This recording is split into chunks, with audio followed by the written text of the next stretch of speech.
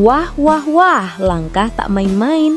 Patrick Kluivert coret 6 pemain timnas Indonesia jelang lawan Arab Saudi. Kira-kira siapa saja mereka?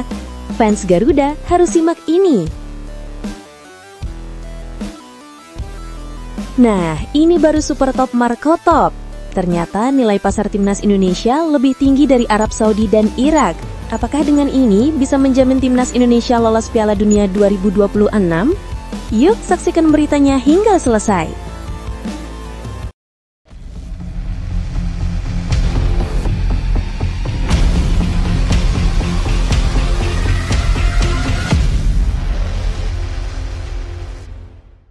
Mohon subscribe channel Timnasku Indonesia agar tidak ketinggalan informasi Timnas Indonesia.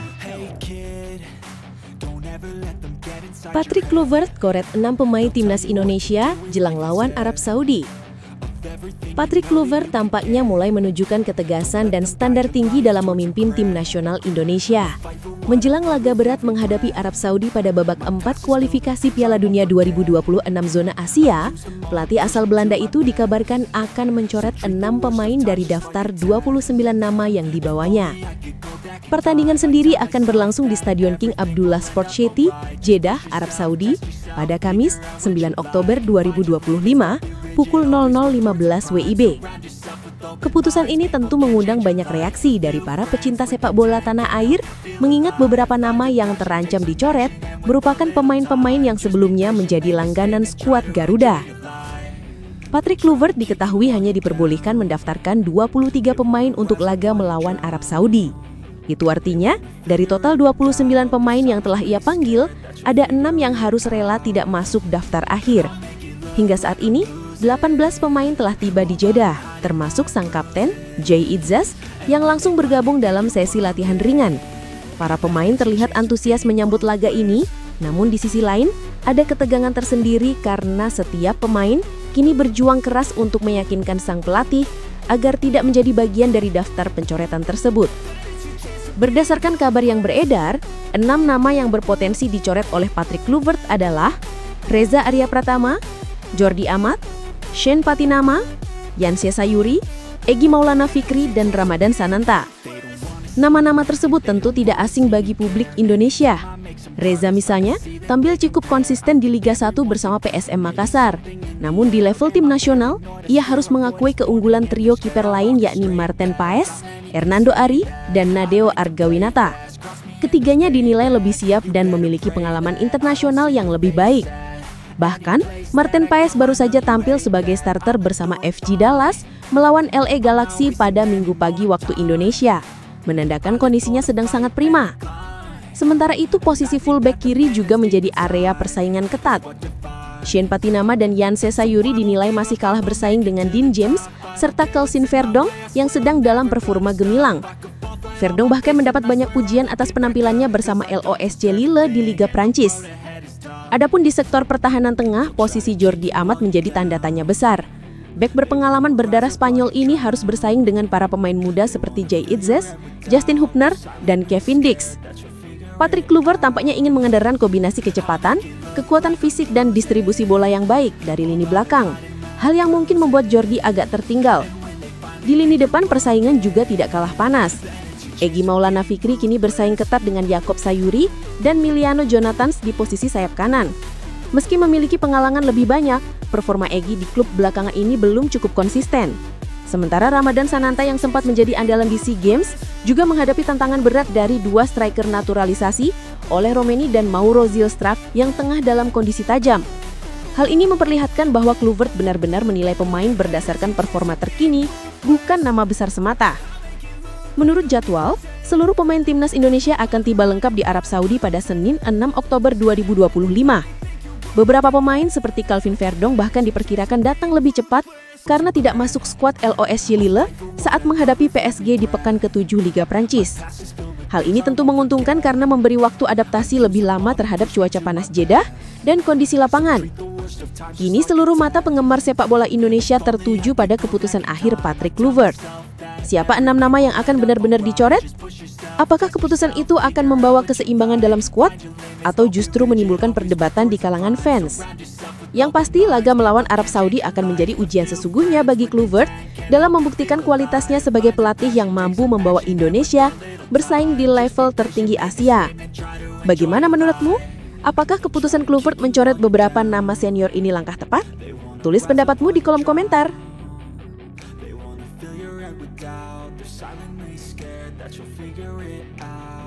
Bikin terharu, perjuangan oleh Romeni pulih dari cedera agar bisa bela timnas Indonesia. Semangat pantang menyerah benar-benar terlihat dari sosok Oleh Romeni. Penyerang timnas Indonesia yang kini bermain untuk klub Oxford United itu menjadi contoh nyata bagaimana tekad dan dedikasi bisa menaklukkan rasa sakit. Setelah mengalami cedera parah pada ajang Piala Presiden 2025, Romeni sempat diragukan bisa pulih tepat waktu untuk memperkuat skuad Garuda di babak 4 kualifikasi Piala Dunia 2026 zona Asia. Namun, dengan semangat juang yang luar biasa, pemain kelahiran Belanda ini membuktikan bahwa tidak ada yang mustahil bagi mereka yang memiliki tekad kuat untuk kembali ke lapangan hijau dan membela lambang Garuda di dada. Cedera yang dialami oleh Romeni bukan cedera ringan. Ia mengalami benturan keras dengan pemain Arema FC, Paulinho Mochelin, yang membuatnya harus naik ke meja operasi. Banyak yang khawatir bahwa proses pemulihan ini akan memakan waktu lama, bahkan mungkin membuatnya absen di seluruh rangkaian kualifikasi. Namun, sejak awal, Oleh sudah menunjukkan niat besar untuk segera bangkit. Ia memilih menjalani rehabilitasi di Belanga agar bisa fokus sepenuhnya, dibantu langsung oleh tim medis Timnas Indonesia yang dipimpin Leo Eschal, kepala medis yang juga merupakan pimpinan Fisiomed. Dengan sistem pemulihan modern dan dukungan penuh keluarga, Oleh menjalani hari-hari sulit dengan disiplin tinggi. Cedera seperti ini berat, nggak mudah untuk cepat pulih, ujar Oleh dalam sebuah wawancara. Saya harus bekerja keras setiap hari, tapi rasanya bagus karena saya tahu apa yang saya kejar. Kalimat itu menggambarkan semangat yang membara dari seorang pemain yang bukan hanya ingin kembali bermain, tapi juga ingin memberikan sesuatu yang besar untuk negaranya. Oleh Romeni sadar betul bahwa Indonesia sedang berada di titik sejarah baru, selangkah lebih dekat menuju mimpi tampil di Piala Dunia 2026, dan ia ingin menjadi bagian dari perjalanan besar itu. Menariknya, selama masa pemulihan, Oleh benar-benar mengubah gaya hidupnya secara ekstrim. Ia mengaku tidak mengonsumsi gula sedikit pun sejak mengalami cedera. Saya benar-benar terkunci bro, saya nggak makan 1 gram gula pun sejak cedera itu, katanya dengan tegas. Komitmen ini bukan hal kecil.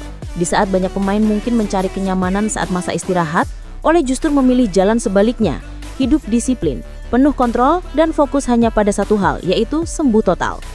Ia percaya bahwa tubuh yang sehat dan pikiran yang kuat adalah kunci untuk kembali ke performa terbaik. Tak hanya soal fisik, semangat mental Oleh juga menjadi sorotan. Ia menyebut bahwa cedera bukanlah akhir dari perjalanan, melainkan tantangan untuk membuktikan ketahanan diri. Saya memang selalu makan sehat, tapi kali ini saya belum pernah seketat ini dalam hal apapun. Gila banget, ucapnya sambil tersenyum. Kalimat itu menunjukkan bahwa ia menjalani proses ini bukan dengan keluhan, melainkan dengan kebanggaan dan tekad tinggi. Ia ingin menunjukkan pada dunia bahwa pemain Indonesia, naturalisasi sekalipun, punya hati dan semangat juang yang luar biasa untuk membawa nama bangsa di kancah internasional. Kini, setelah berbulan-bulan berjuang, Oleh Romeni akhirnya kembali bergabung bersama Timnas Indonesia. Ia sudah mengikuti latihan perdana di Arab Saudi pada Jumat 3 Oktober 2025 dengan antusiasme tinggi. Rekan-rekannya menyambut kepulangannya dengan hangat, sementara pelatih Patrick Kluivert tampak puas melihat progres pemulihannya. Oleh mengaku tidak sabar untuk kembali merumput dan membantu Indonesia meraih kemenangan penting melawan Arab Saudi pada 8 Oktober dan Irak pada 11 Oktober mendatang. Bagi Oleh, ini bukan sekedar 2 pertandingan kualifikasi, ini adalah momen pembuktian, momen untuk menebus waktu yang hilang, dan momen untuk memberikan kontribusi nyata bagi Indonesia. Ia ingin mencetak gol, bukan hanya untuk menang, tapi untuk membangkitkan semangat jutaan pendukung Garuda di seluruh dunia. Saya ingin membuat Indonesia lolos ke Piala Dunia. Itu impian terbesar saya, tuturnya penuh keyakinan. Perjuangan Oleh Romeni menjadi inspirasi bagi banyak orang.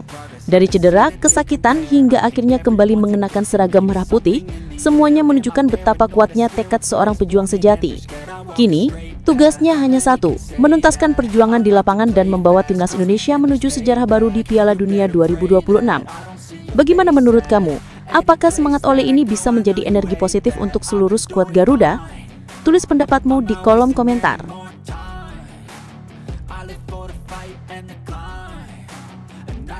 Nilai pasar Timnas Indonesia lebih tinggi dari Arab Saudi dan Irak. Menjelang dua laga krusial di babak keempat kualifikasi Piala Dunia 2026 zona Asia, perhatian publik sepak bola Asia kini tertuju pada tim nasional Indonesia. Bukan hanya karena skuad Garuda akan menghadapi dua lawan tangguh, Arab Saudi dan Irak, tetapi juga karena satu fakta mengejutkan. Nilai pasar timnas Indonesia kini menjadi yang tertinggi di antara ketiga tim tersebut. Berdasarkan data dari situs terkenal Transfermarkt, total nilai pasar para pemain Indonesia mencapai 511,89 miliar rupiah, melampaui nilai skuad Arab Saudi yang berada di angka 479,73 miliar rupiah, serta Irak dengan 385,44 miliar rupiah. Angka yang luar biasa ini mencerminkan lonjakan kualitas dan daya saing pemain Indonesia di level internasional. Hal yang membuat publik semakin kagum adalah bahwa nilai pasar fantastis tersebut tercatat meski Indonesia tidak diperkuat oleh Emil Audero, kiper Cremonense yang absen dalam dua laga tandang di Jeddah. Artinya, dominasi nilai pasar Indonesia tidak bergantung pada satu atau dua pemain saja, tetapi merupakan hasil dari peningkatan kolektif seluruh skuad. Dalam laporan akun sepak bola @pengamat-sepak-bola di Instagram, disebutkan bahwa meskipun tanpa Emil Audero, nilai skuad timnas Indonesia masih lebih tinggi dari Arab Saudi dan Irak.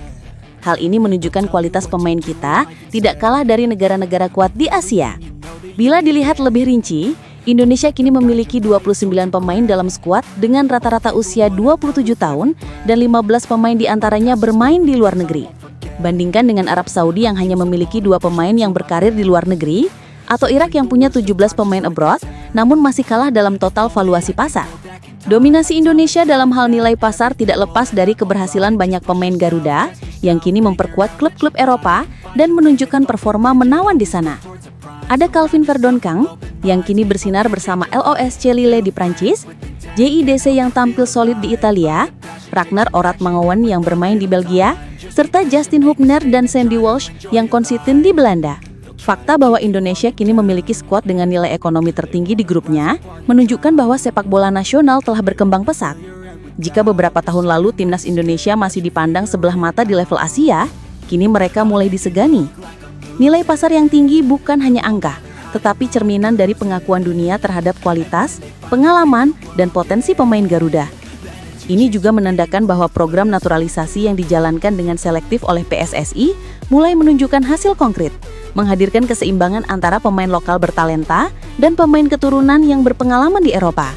Menariknya, meskipun secara peringkat FIFA Indonesia masih berada di posisi 119, jauh di bawah Arab Saudi, peringkat 59, dan Irak, peringkat 58, nilai pasar justru menunjukkan hal yang berbanding terbalik. Ini mengindikasikan bahwa perkembangan sepak bola Indonesia kini mulai bergeser ke arah yang lebih modern. Fokus tidak lagi hanya pada hasil jangka pendek, tetapi juga pada pembangunan skuad yang berisi pemain-pemain dengan nilai jual tinggi dan prospek internasional menjanjikan. Banyak pengamat percaya, dengan materi pemain seperti ini, timnas Indonesia berpotensi besar membuat kejutan dan membuka jalan menuju Piala Dunia 2026.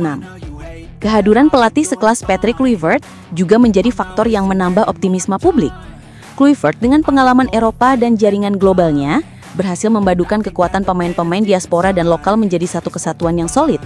Ia tahu betul bagaimana memaksimalkan potensi pemain muda seperti Marcelino Ferdinand dan Rafael Struijk, sekaligus memanfaatkan pengalaman pemain senior seperti Jordi Amat dan JIDC.